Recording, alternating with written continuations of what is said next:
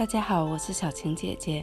今天我们来做又香又酥脆的炸油条。首先我们需要准备400克中筋面粉、10克泡打粉、3颗小苏打、7颗盐，还有15毫升油。把它们搅拌均匀后，然后加入冷牛奶250毫升。牛奶要一点一点加，把面搅拌成面絮状，然后揉成一个面团。揉好的面团是软的，我们要把它盖上保鲜膜，再醒面30分钟。30分钟后，我们揭开保鲜膜，把面继续揉成一个光滑的面团。现在我们要给面整理一下形状，准备做油条了。我们要把面整理成条状。我的面板不是很大，所以我把面从中间分开，整理成2个条状。把面搓成一个均匀的长条状，然后用掌心给面压扁。再给面的表面抹上一层食用油，翻过面饼的另一面，再整理一下形状后，我们再给这面也涂成食用油。给面饼涂成食用油会把水分锁住，让面保持油软。整理面饼时要保持宽度均匀。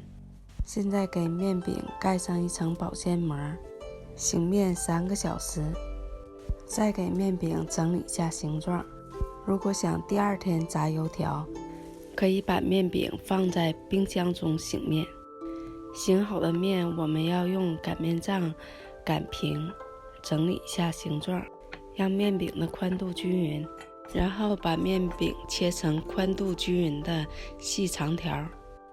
切完细长条后，我们用1根筷子蘸点水，每隔1个长条，我们用筷子蘸点水压一下，然后把相邻的2块细长条对着摞起来。面摞好后，用筷子再从中间压一下，让2块重叠的面皮粘牢，一个个油条的形状就出来了。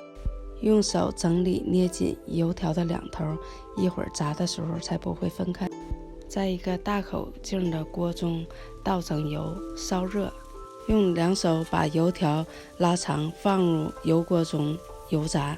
油条放入油锅中的瞬间，很快膨胀起大泡。用筷子不停地翻动油条，这样炸出来的油条才色泽均匀。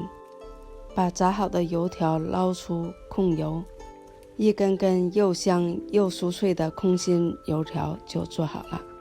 炸好的油条再配一碗我们上期做的豆浆，吃起来真是太美了。留2根油条，我们下期用它来做其他美食。谢谢大家观看我的视频，如果你喜欢，请帮我点个赞，并订阅我的频道。我们下期再见。